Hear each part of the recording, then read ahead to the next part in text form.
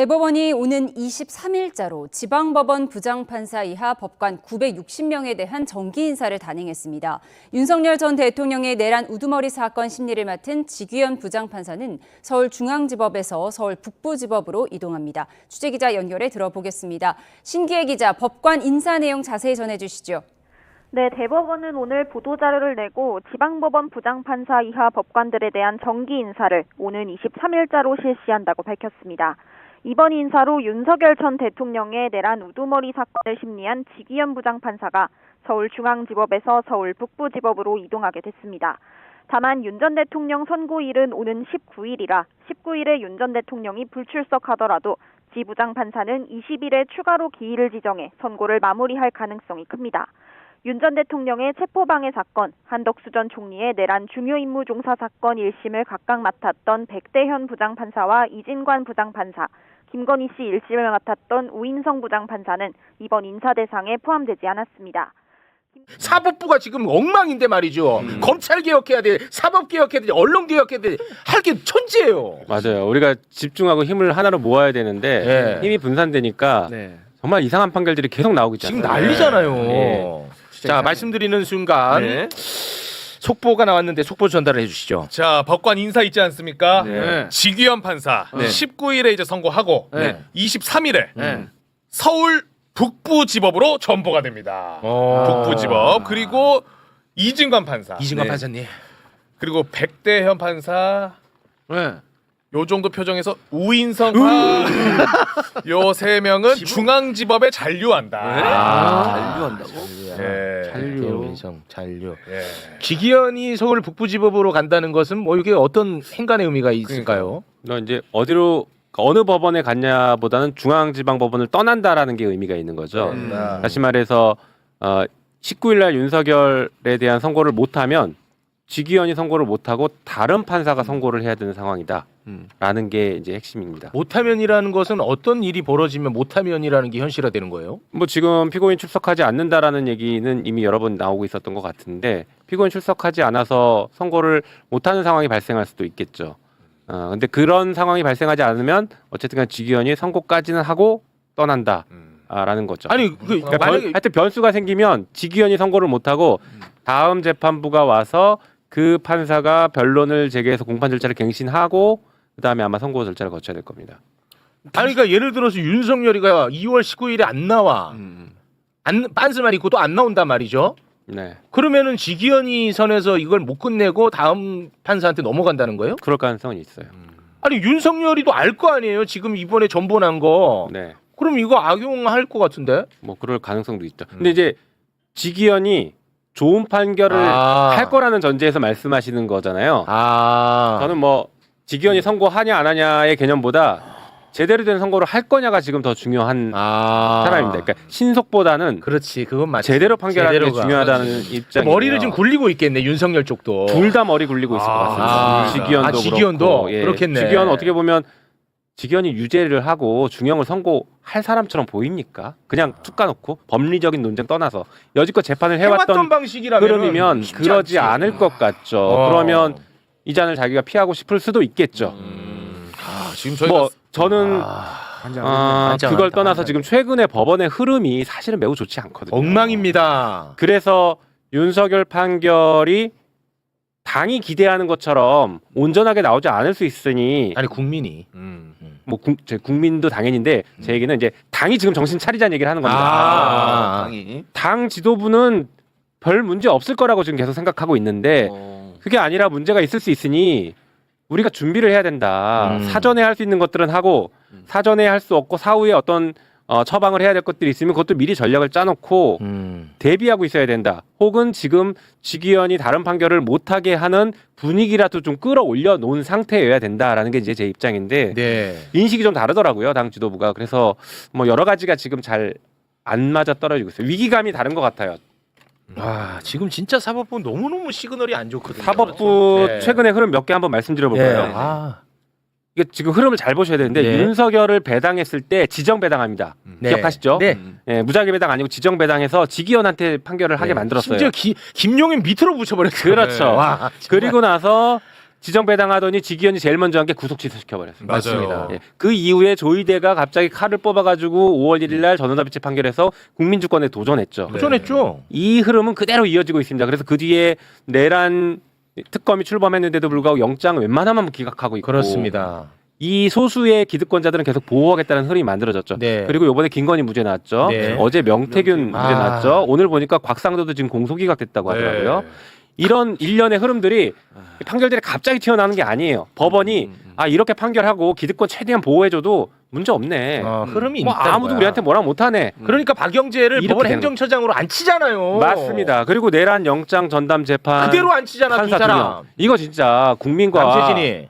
국민과 입법부에 대한 도전입니다. 이거 법을- 조롱입니다. 조롱. 맞아요. 솔직히. 그렇게 하지 말라라고 법을 만들었는데 니들이 법을 만들어봤자 우리는 우리 마음이야 하고 툭 쳐버리지 않습니까? 맞습니다. 그러니까 이 흐름에 놓여 있는 거 윤석열 재판은 갑자기 뚝 떨어진 게 아니라 이런 안 좋은 흐름에 사법부가 국민과 국회와 모두를 다 무시하고 자기 마음대로 마이웨이를 걷고 있는 이 흐름 위에서 최악의 판사의 손에 잡혀 있는 겁니다. 윤석열 판결이. 네. 그러니 윤석열 판결이 우리가 기대하는 만큼 나올 거다라는 기대를 생각에서 버려야 돼. 예. 그래서 대비를 해야 돼요. 버려야 저는 돼. 그렇지. 법 왜곡죄를 그래서 빨리 처리하자라는 입장입니다. 근데 박영재가 그거 반대하고 나섰어요. 박영재 반대가 무슨 상관입니까? 국회가 처리하면 되죠. 그러니까 이때 그 더 세게 가주세요 좀. 당 지도부 정신 차리고 지금 합당할 때가 아니라요. 이거 해야 돼요. 2월 12일 날 우리가 본회의 잡았으면 다른 법 아니라 법 왜곡죄부터 처리해야 됩니다.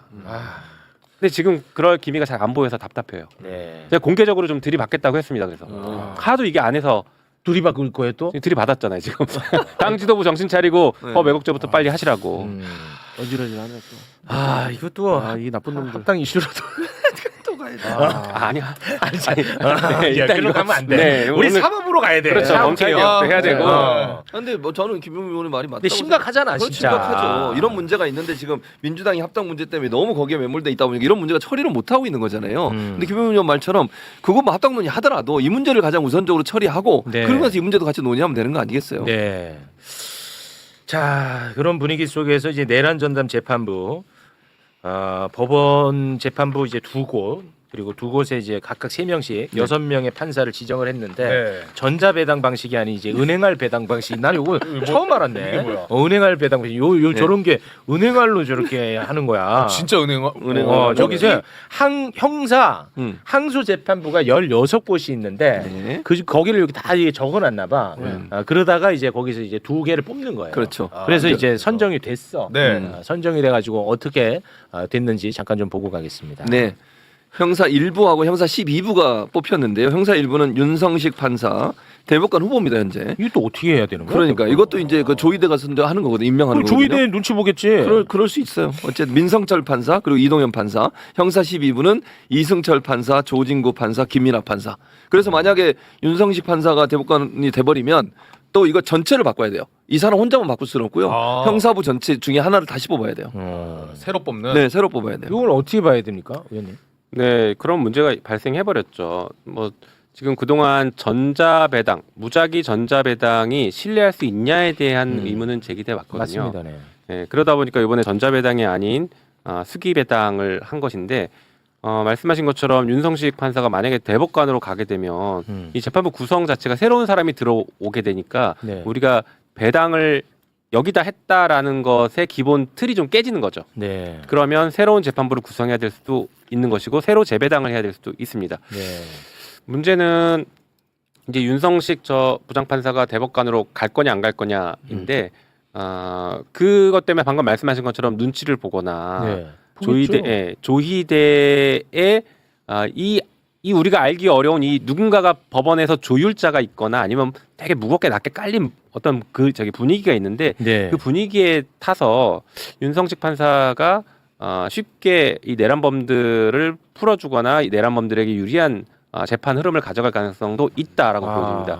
사실 윤성식 부장판사는 이제 법원행정처에서 근무했어요. 그래서 그래서 우리 법사위에도 뭐 종종 와서 그랬어요. 저희랑 법원 행정에 대한 상의를 했던 분인데 뭐 인품이나 성품 이런 것들은 항상 저희 만나면 다 모든 분들이 다 좋아요. 그래서 그걸로 평가할 건 아니고 그러니까 법원 행정처에서 근무를 했다라는 의미는 다시 말해서 법원의 그러니까 조희대 대법원장의 지휘하는 이 흐름에 순응하는 것이 이미 학습이 된 분인 거예요. 적어도 그 법원행정처에서 근무하는 동안은 법원의 입장에 대해서 그것을 대변하고 외부의 국회 특히 국회와의 관계에서 적극적으로 알렸던 것이 이제 경험이 쌓인 분이죠. 연습이 돼 있는 분이죠. 그러다 보니 판결을 어떻게 갈지는 우리가 장담하기는 어렵다. 요번에 박영재 대법관이 딱 그거 아닙니까? 법원행정처 차장 출신이에요. 그러다 대법관이 됐지 않습니까? 네. 그러니까 5월 1일 날 전원합의체 판결에서 주심이었죠. 네. 자기가 기존에 했던 판결과 배치되는 전원합의체 판결에 주심을 했는데 그 배치된 이후 다른 결론을 내린 것에 대해서 설명이 없어요. 법사위에서 나와서 설명 좀 해봐라. 하더니 설명을 안 해요. 아 생각난다. 네. 아 이거 얘가 그거 한다고 해가지고 우리가 그 전에 다 공부했었거든. 박영재가 그 전에 어떤 판례를 했는데 박영재가 이런 판례가 있으니까 이건 못 뒤집는다. 아, 맞아. 우리가 그거 엄청 얘기했는데 야 그걸 해내대. 맞다. 와. 그러니까 믿을 수가 없다는 아니 근데 거예요. 의원님 네. 이런 자들이 법원 행정처장 계속 앉아 있으면 안 되잖아요. 당연히 안 되죠. 그래서 뭐 그저께죠. 저희가 법사위에서 사퇴하라라는 네. 요구를 강력하게 맞습니다. 했고, 뭐 저 같은 경우에는 사퇴도 사퇴지만 조희대 대법원장이 인사 다시 해야 된다. 네. 좀 강력하게 촉구했습니다. 그리고 법사위원들이 이미 기자회견도 해서 이 인사 철회해야 된다라는 네. 요구도 하고 있고요. 앞으로 법사위가 험난할 겁니다. 왜요? 아니 저 박영재 법원행정처장한테는 저희가 법원행정처장으로 인정하기 쉽지 않습니다. 그렇습니다. 그러니 이 문제를 가지고 5월 1일자 전원합의체 판결이 계속 회자될 것이고 그게 사실상 청문회처럼 계속 진행될 거라고 저는 생각하고 있습니다. 네. 자, 시간이 없어서 좀 빠르게 좀 진도 뺍니다. 왜냐하면 이따가 명태균 선고 맞아. 얼마나 어이없는지 그거 우리가 또 깊이 있게 들여다봐야 되거든요. 맞아요. 자, 2차 종합특검. 특검 후보 추천이 있었잖아요. 두 분. 네. 그 두 분 가운데 이재명 대통령이 한 사람을 임명을 했거든요. 바로 조국혁신당에서 추천한 판사 출신 권창영 교수가 임명이 됐습니다. 이것과 관련해서는 어떻게 보고 계십니까? 뭐 그러니까 평을 저도 제가 직접 아는 분은 아닌데 평을 보면은 원리 원칙적이고 수사하는데 작업만 하지 않을 분이다라는 평은 있더라고요. 네. 다만 이제 판사 출신이시고 아마 성격이 좀 조용하신 것으로 알고 있는데 네. 그러면 이제 조직 장력이 얼마큼 있을지 이런 것들은 좀 저희가 봐야 될 것 같고 네. 사실은 정치권에서 이 특검을 구성하는 데 있어서 저희가 직접 지원할 건 없지만 그래도 제대로 구성될 수 있게 계속 잘 지켜봐야 될 것 같고요. 필요하면 특검이 수사를 시작할 때 옳은 방향으로 나가지 않는다라고 하면 저희가 적절하게 계속 문제 제기하면서 네네. 제대로 된 방향으로 나갈 수 있게 해야 됩니다. 그리고 지난번 특검에서 저희가 이제 문제가 됐던 게 검사들이 그렇지. 사실상 저항을 했지 않습니까? 그렇습니다. 그래서 이번 특검에서는 파견 검사를 15명으로 줄였죠. 줄여버렸어요. 네. 그러다 보니까 검사가 아니라 특별수사관 중심 그리고 파견된 경찰 중심의 조직이 될 겁니다. 네. 그래서 조직을 잘 장악하고 리더십을 발휘해서 수사를 잘 이끌어 나가야 될 필요성이 높아졌고 네. 어떻게 보면 지난번보다는 더 쉽게 접근할 수도 있지만 반면에 또 반면에서 어려움도 겪을 수 있을 거다라는 생각도 들어요. 왜냐하면 검사들이 이제 이게 사실 검사와 법원에 대한 수사까지 쫙 뻗어나가야 되거든요. 그렇습니다. 현재 검찰 조직에 남아 있는 검사들이 이제 조직 외에서 저항을 또 하겠죠. 뭐 그렇겠죠. 이걸 어떻게 잘 뚫고 나갈 것이냐 이게 문제가 됩니다. 네. 어깨가 굉장히 무거우실 것 같아요. 그럴 것 같아요. 네. 근데 오늘 뭐 각오를 표하는데 굉장히 좀 세게 얘기하더라고요. 그렇더라고요. 네. 그건 저희가 한번 좀 계속해서 지켜보도록 하겠습니다. 네. 자, 검찰 개혁 관련한 이야기 앞에서 그 총리님하고 저희가 이야기 잠깐 나눴는데 들어보셨죠? 네. 네. 이번에 이제 정부안에 대해서 의총을 통해서 민주당이 이제 수정안을 이제 결정을 했는데 다시 한번 좀 보여드리겠습니다. 자, 우리 의원님, 요거 이제 네. 설명을 좀 해주시죠. 네, 뭐 가장 큰 문제가 됐던 게 중수청 조직 구성이 이중 구조냐 이원화냐 일원화인데 저걸 일원화로 변경을 당에서는 했죠. 저거 아주 시끄러웠었잖아요. 네, 그리고 중수청 수사범위 6대 범죄로 줄였다라는 것은 저게 의총에서 완전히 동의가 이루어진 건 아닙니다. 사실 당이 저렇게 제안을 했던 것이고. 아, 그래요? 예, 저 부분에 대해서는 법사위에서도 현재 이견이 있습니다. 아, 이견이 있어요. 예, 그리고 그 보안수사권 문제는 보안수사권을 폐지하는 것에 대해서는 법사위에서도 큰 이견은 없고 어제도 저 부분은 잘 정리가 된 것 같습니다. 수사 범위에 대해서는 좀 이견이 있나 네, 보군요. 저 부분에 대한 이견도 있고요. 공소청 관련해서 3당 구조냐 2당 구조냐에 대해서도 이견이 있습니다. 그러니까 무슨 얘기냐면 고등 공소청을 둘 거냐 말 거냐의 문제인데 둘 필요가 없다라는 게 법사위 입장이고 예, 사실 둘 필요가 없습니다. 근데 이제 상징적으로 고등 공소청을 자꾸 두려고 하는 것 같아서 저것도 당내에서 완전한 합의를 이루지는 않고 이견은 있다라고 좀 이해해 주시면 좋을 것 같습니다. 아, 가장 이견이 없는 게 저 보안 수사권 폐지, 보안 수사 요구권 허용. 요게 가장 이견이 없다는 거군요. 적어도 법사위와 당 지도부 안에 저 부분은 별개인데 저 부분에 대해서 좀 말씀드려야 될 것 같은데요. 일단 아까 총리님도 좀 말씀하시긴 하셨던 것 같은데 우리가 조직법을 먼저 꺼내놓고 저 운용과 관련된 법은 조금 뒤에 수기를 거쳐서 논의해서 결정하자라고 말씀을 하시는 것 같아요. 네, 아까 그러시더라고요. 그런데 이 보안 수사권이라는 것은 직접 수사권입니다. 네, 그러니까 직접 수사를 한다라는 것은 예산과 인력을 남겨놔야 돼요. 남겨놔야 돼. 그래서 보안 수사권을 아주 예외적으로 인정하더라도 인력과 예산이 거의 그대로 남을 가능성이 높아요. 네. 그러니 이것은 빨리 정리를 해야 된다라는 게 이제 저의 생각이고요. 아. 한편으로 공소청법을 만들 때 공소청법에 이미 정부 안에는 조직과 인력 같은 것들이 법안에 들어 있습니다. 우리 예전에 당에서 만들었던 안은 인력을 다 빼버렸거든요. 왜냐하면 수사 안 준다라는 입장이기 때문에 인력을 다 뺐는데 지금은 인력들이 들어가 있어요. 그래서 저 인력을 지금 조직법을 만들 때 먼저 빼놔야 되는 건데 보안 수사권을 주는 것을 나중에 여부를 결정한다라고 하면 인력이 따라간 채로 결정되면 사실상 끌려갑니다. 더 중요한 것은 저게 뭐 지방선거 이후에 본격적으로 논의가 될 가능성이 높은데 네. 그때가 되면 제가 법사위에 없습니다. 저것을 진짜 법사위에서 마지막까지 혼자라도 막을 사람이 전데 어떻게든 막아보려고 하는 게 전데 6월 달이면 제가 없습니다. 법사위에. 법사위 간사도 아니고 없기 때문에 법사위에서 논의가 지금의 논의랑 달라질 거예요. 아유, 또 그래서 달라져. 이 시간이 뒤로 간다는 것은 검사들이 원하는 그림으로 갈 가능성이 높다. 이게 단순히 시간이 뒤로 밀리는 정도 수준이 아닙니다. 그래서 보안 수사권은 아예 삭제하는 것이 맞다라는 생각입니다. 그러면 어떻게 할 거냐? 대통령님께서도 범죄 피해자들이 국가가 충분히 다 보호해줘야 된다는 말씀 강조하고 네. 계시고 저도 전적으로 동의합니다. 네, 중수청에 대한 견제 말씀하시는 거군요. 중수청 견제 플러스 경찰이 수사하다가 암장했을 때 덮을 때 어떻게 그렇습니다. 할 거냐인데요. 네. 혹시 PPT가 되나 모르겠습니다. 네, 뭐 몇 번 이거 네, 이겁니다. 복잡하네요. 자, 복잡한데 간단하게 말씀드릴게요. 저 수사기관이 수사해서 송치하면 공소청 넘어가니까 공소청. 그거는 공소청 넘어가니까 검사가 이제 하는 단계이고 그렇죠. 저 밑에 불송치가 문제입니다. 불송치. 네, 우리가 다 걱정하는 게 저 불송치했을 때 어떻게 할 거야? 사건을 덮을 때. 사건 덮어버릴 때 어떻게 할 네. 거예요? 자, 불송치하면 기본적으로 수사기관의 수사심의위원회라는 것을 한번 검증을 하게 하고 외부 시민들이 들어와서 두 가지 방법이 있습니다. 첫 번째는 수사심의위원회만 하고 종결하는 방법이 있고요. 그러면 수사 종결권을 경찰한테 완전히 주는 거죠. 네. 두 번째 안은 그 중에서 이의 신청하는 사건은 지금처럼 검사한테 넘긴다. 공소청에 넘긴다. 공소청에 송치하고 그러면 검사는 이의 신청된 사건들만 받아보고 기록을 검토해서 이거는 이의 신청이 타당한 것 같아라고 생각하면 보안 수사 요구를 하는 겁니다. 아, 오케이. 그리고 이의 신청이 타당하지 않아. 경찰이 그러면? 잘한 것 같아라고 하면 종결시키는 거예요. 오케이. 이게 매우 합리적인 방법이 될 수 있을 것 같고 네. 법사위에서는 뭐 1안, 2안 둘 다 얘기가 나오긴 했지만 저 2안 쪽에 조금 더 많은 의원들이 현재 의견을 모아주고 있는 상태입니다. 그리고 그 밑에 뭐 독립된 감찰기관이나 수사권 경합중첩, 법 왜곡죄, 내부통제기관 신설 이런 것들이 네. 수사기관이 수사를 함부로 암장해서 누군가를 봐주려고 할 때 네. 함부로 봐주지 못하게 하는 장치들입니다. 아. 이미 여러 가지 안들을 마련해놨고 네. 당 특위 TF를 여러 번 우리가 했지 않습니까? 그렇습니다. 그거 다 만들어놓은 안들입니다. 그동안 네. 설명드릴 기회가 없어서 설명 못 드렸던 것이지. 아니, 저희 이거 한 200번 들었어요. 아, 그렇습니다. 예. 다행이네요. 예.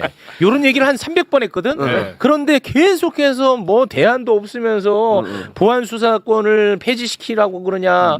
왜 자꾸 검찰을 악마화하냐. 이런 목소리 계속 나와. 한 2만 번 했거든요, 이 얘기를. 자, 이게 영국과 독일이 비슷합니다. 저희가 지금 저렇게 짜는 모델이 영국과 독일이 유사한 모델을 갖고 있어요. 네. 해외에서는 하고 있고 아무런 문제 없습니다. 네, 알겠습니다. 자, 그러면 우리 의원님과는 여기서 좀 인사를 나눌까 하는데요. 마지막으로 한 말씀 드리겠습니다.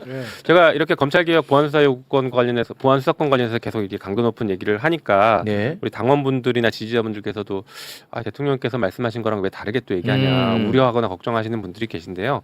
지금은 논의 과정이고 토론 과정이니까 네. 다양한 의견들이 나와서 그렇습니다. 토론이 네. 돼야 됩니다. 어제 제가 청와대 만찬 다녀왔습니다. 대통령께서 저한테 네. 최소 2번 이상 칭찬하셨습니다. 오. 잘하고 있다. 뭐에 대해서 잘하고 있다. 전반적으로 잘하고 있다. 그걸 좀 약간 구체적으로 들어와 줘야 되는데. 전반적으로. 차마 말씀을 못 드리겠지만 하여튼 전반적으로 잘하고 있다는 칭찬을 2번 이상 들었기 때문에 구체적.